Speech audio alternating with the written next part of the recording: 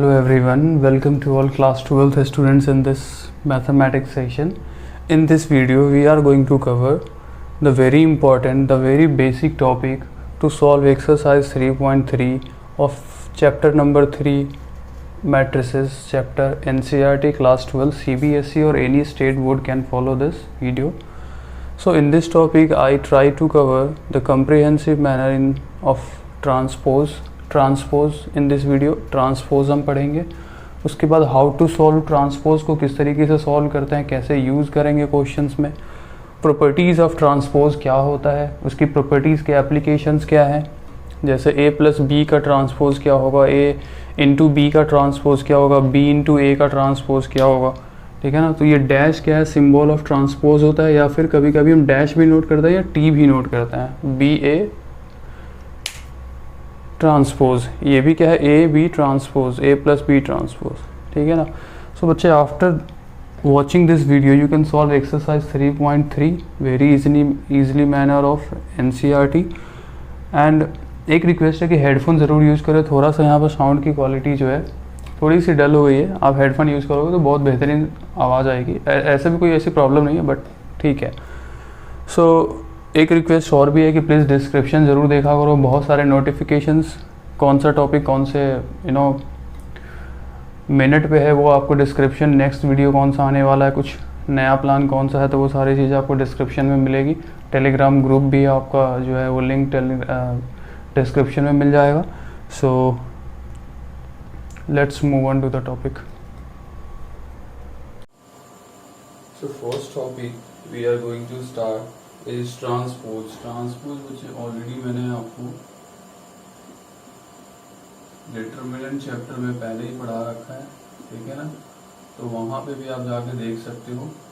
Transpose determinant भी पढ़ा रखा है. पहले डिटरमिनेंट की वीडियोस देखो, उसके बाद मैट्रिसेस की वीडियो देखना है. बट मैं फिर से यहाँ रिपीट कर रहा हूँ ट्रांसपोज को, तो प्लीज नोट करें what is transpose. If not करें, if a equals to a of ij, bn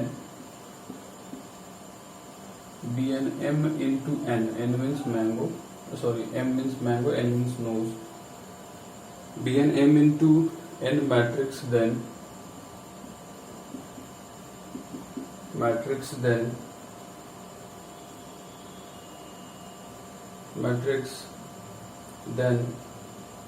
the matrix obtained by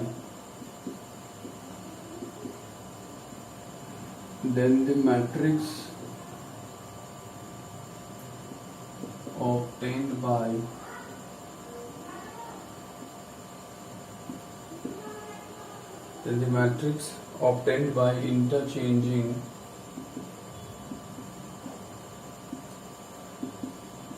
इसके जस्ट बाद बच्चे है ना, हम सिमेट्रिक और असिमेट्रिक पढ़ेंगे, है ना. जस्ट बाद, बस ये 10 मिनट में खत्म हो जाएगा. Interchanging the rows and volume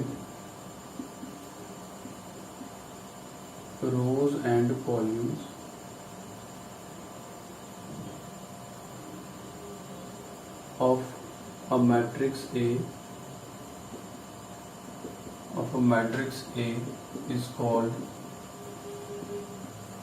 A is called transpose of A. Okay. Transpose is denoted by, note करें, transpose is denoted by sometimes we denote A dash, sometimes we denote A transpose. T ऊपर आप power में क्या, T या फिर A dash. These two are the methods to denote the transpose. ठीक है. सो transpose लेते टाइम क्या होता है, सपोज तो ए एक मैट्रिक्स है और इसके एलिमेंट्स है ए ऑफ आई जे और ये है एम इंटू एन. ठीक. अब आपने क्या करा, ट्रांसपोज लोगे. अगर आप ए ट्रांसपोज लोगे तो बच्चे जो रो है और जो कॉलम है वो इंटरचेंज हो जाएंगे. इट मीन्स जो एम है वो एम क्या होता है, नंबर ऑफ रो. ठीक, नंबर ऑफ रोज. एंड ये क्या होता है, नंबर ऑफ कॉलम. लेकिन ट्रांसपोज क्या कहता है कि इंटरचेंज कर दो रोज और कॉलम. भाई तो जो इंटरचेंज करोगे तो ये नंबर ऑफ रो जो है वो कॉलम बन जाएगा और नंबर ऑफ कॉलम जो है वो क्या बन जाएगा, रो. तो after taking transpose this will be converted like n into m, ठीक है, पहले नोज देन मैंगो, एंड ये विदाउट ट्रांसपोज है मैंगो इंटू नोज, ठीक है ना। सो इस तरीके से ट्रांसपोज हम फाइंड करते हैं। एक एग्जाम्पल देख लो क्या हो सकता है ट्रांसपोज की। सपोज करो we have X Y A B, ठीक। अब ट्रांसपोज लेना है यार, बहुत इजी है, बहुत ज्यादा इजी है। इस रो को कॉलम बना दो और सेकंड रो को सेकंड कॉलम बना दो। सेम इस तरीके से और भी एग्जाम्पल आप लोग नोट कर सकते हो। 1 2 3 4 5 6 7 8 9, यार कुछ भी हो, ठीक है ना। ट्रांसपोज अगर आपको लेना है, सपोज करो ये ए इक्वल्स टू है, अगर आप इसको ट्रांसपोज लेना चाहते हो तो आप क्या कर दोगे, ये जो रो है इसको कॉलम बना दो। 1 2 3 क्या हो जाएगा कॉलम में, और ये 4 5 6 7 8 9, इस तरीके से रो जो है कॉलम में बन जाएगा, ठीक है। तो और भी चीजें हो सकती है। सपोज करो एक और एग्जांपल देखो, a इक्वल्स टू 2 4 6 3 8 9, ये क्या है मैट्रिक्स, 2/3 का मैट्रिक्स है, ठीक। अब आप ट्रांसपोज लोगे तो ट्रांसपोज या फिर a डैश लोगे तो a dash will be what, row क्या बन जाएगा कॉलम। तो देखो कैसे, 2 4 6 will be in the column and 3 8 9 in the second column. The matrix order will be change, ये 3 हो जाएगा 2 और 2 हो जाएगा 3, तो 3 into 2 का ऑर्डर हो गया। तो देख रहे हो ट्रांसपोज लेने के बाद ऑर्डर चेंज हो गया। तो ऐसे बहुत सारे एग्जाम्पल्स है, इसको आप कर सकते हो, ठीक है। अब थोड़ा सा प्रॉपर्टीज देख लेते हैं हम ट्रांसपोज के, इसको आप नोट कर लीजिए please, please note it down. थोड़ा प्रॉपर्टीज हम देख लेते हैं, उसके बाद हम फिर आगे बढ़ते हैं स्क्यू सिमेट्रिक्स और सिमेट्रिक मैट्रिक्स, हाँ ना। एसिमेट्रिक या फिर स्क्यू सिमेट्रिक भी कहते हैं इसको, SKEW, और सिमेट्रिक मैट्रिक्स या फिर स्क्यू सिमेट्रिक मैट्रिक्स।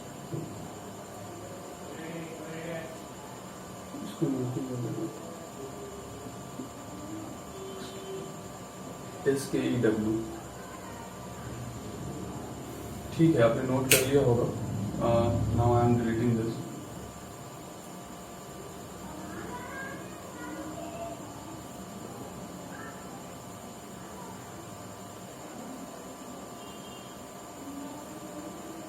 तो बिना ट्रांसपोज की प्रॉपर्टीज और बिना ट्रांसपोज के समझे ना आप सिमेट्रिक और असिमेट्रिक नहीं समझ पाओगे, ठीक है ना।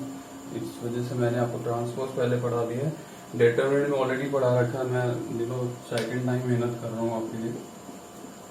सो प्रॉपर्टीज ऑफ ट्रांसपोज नोट करो। प्रॉपर्टीज ऑफ ट्रांसपोज क्या क्या है।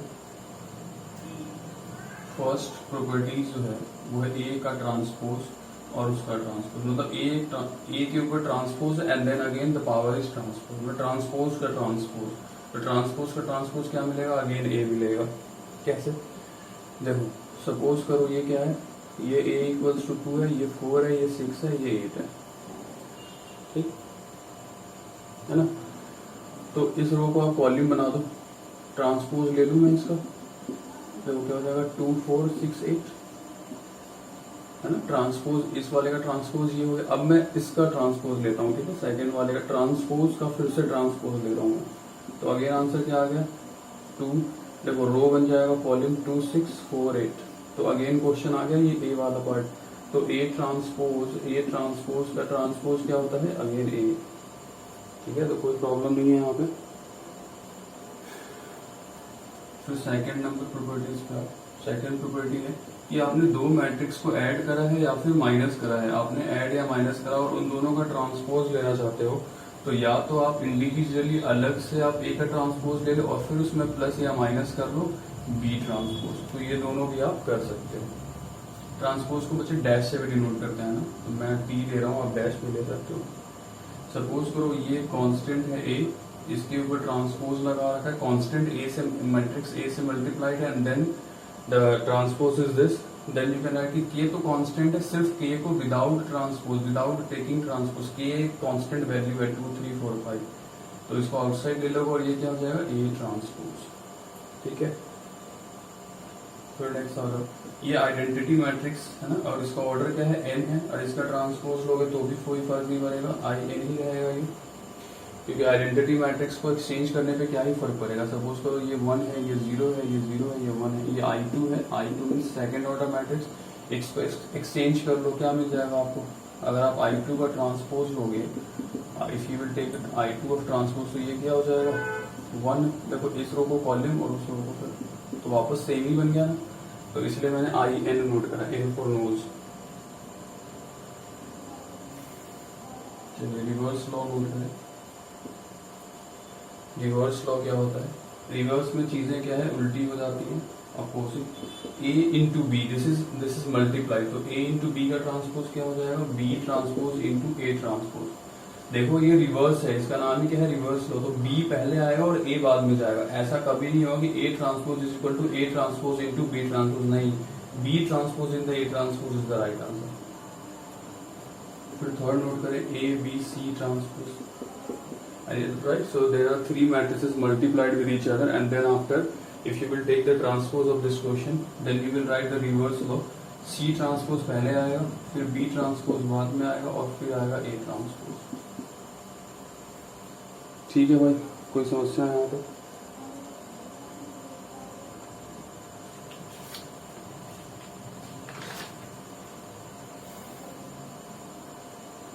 ठीक है, नोट कर लो। तो ये सारी प्रॉपर्टीज है ट्रांसपोज की। अब हम चलते हैं, देखो अगर आपको यहाँ समझ नहीं आया तो आप डिटरमिनेंट जो वीडियोस देखा है आपने, वहां पे भी जाके काफी सारी चीजें समझ सकते हो ना। वहां पे काफी सारे एग्जांपल्स भी करवा रखे हैं मैंने। सो फिर भी मैंने यहाँ पे दोबारा से आपको पढ़ा दिया है, तो है ना। आप चलते हैं, आपको सिमेट्रिक और स्क्यू सिमेट्रिक्स बताता हूँ क्या होता है।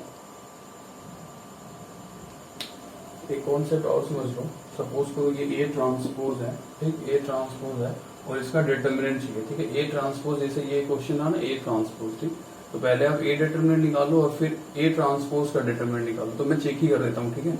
एक कॉन्सेप्ट और है, ये क्वेश्चन है, मैं इसका डिटरमिनेंट निकाल रहा हूँ। तो डिटरमिनेंट मतलब वैल्यू क्या हो जाएगा? 16 माइनस 24 क्या होगा? -8, ठीक। अब आ जाओ A ट्रांसपोज पे। A ट्रांसपोज भी क्या है यहाँ पे? A ट्रांसपोज क्या हो जाएगा? 6 है, तो 8 टू 16 माइनस 24 क्या आ गया? -8। तो देख रहे हो, मतलब कि A इक्वल्स टू A का डिटरमिनेंट जो है वो इक्वल्स टू किसके होता है? A ट्रांसपोज के डिटरमिनेंट्स की वैल्यू के इक्वल्स टू। तो ये रिजल्ट नोट कर लो, बहुत इंपॉर्टेंट है। अगर आपको डिटरमिनेंट की वैल्यू चाहिए, डिटरमिनेंट A की और ट्रांसपोज की determinant both are same. So A transpose या A ट्रांसपोज का डिटरमिनेंट या फिर ओनली A का determinant is the will gives you the value same।